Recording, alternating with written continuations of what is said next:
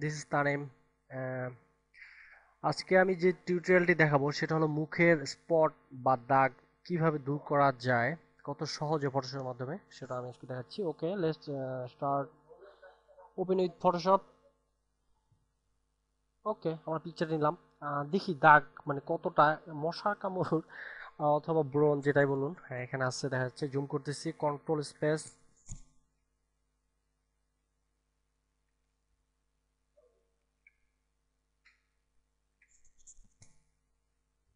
হ্যাঁ, আমরা দাগটা ক্লিয়ার ভাবে দেখতে পারতেছি। ওকে, দাগ দূর করার মূল আহ, বা প্রধান সিস্টেম যেটা হলো আমরা মেইনলি ইউজ করি সেটা হলো স্পট ব্রাশ টুল। ওকে, ফার্স্ট আমরা এই ব্রাশ টুলটি সিলেক্ট করে নিই। এখন আমার কাছাকাছি যে মানে স্মুথ পজিশনটা আছে ওইটা সিলেক্ট করি, সেক্ষেত্রে অল্টার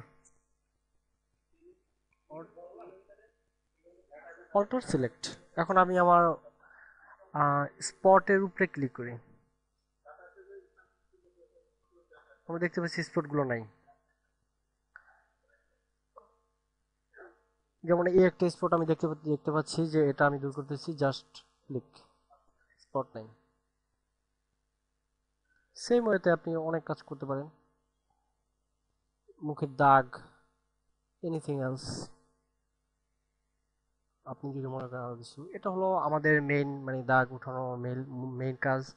সেক্ষেত্রে আপনার মানে ক্রিটিক্যাল জায়গা যেটা হলো মনে করেন যে দুই ভ্রুর মাঝে বা নাকের উপরে কোনো দাগ থাকলে সেক্ষেত্রে আপনার খুব সাবধানে সিলেক্ট করতে নিতে হবে। সেক্ষেত্রে আহ, আর না দেখা যাবে যে ওভারল্যাপিং হয়ে যাচ্ছে। যেমন আমি যেটা দেখাচ্ছি যে আমার চোখের উপরে যদি আমি ইচ্ছা করি এই দাগটা তুলে ফেলতে, সেক্ষেত্রে এইভাবে ক্লিক করি, সেটা কিন্তু হচ্ছে না, দেখা যাচ্ছে ওভারল্যাপ হয়ে যাচ্ছে সাইড কালার। সেক্ষেত্রে আপনার জাস্ট ফ্রি স্পেসে যে দাগগুলো থাকে এগুলো খুব স্মুথলি উঠানো যায়।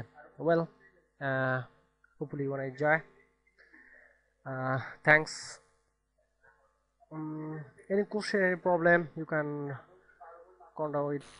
হ্যাঁ, আর একটা কথা না বলেই নয়, যেটা হলো যতই মুখের দাগ দূর করি না কেন, মনের দাগ কিন্তু দূর করার সম্ভাবনা ফটোশপ দিয়ে। So it's a little bit fun. Okay, stay with me for a lot of fun. Thanks. Anytime contact with me, Facebook or Gmail, anything you want.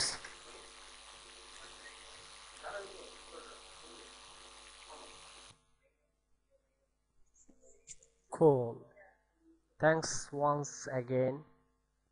See you next time and stay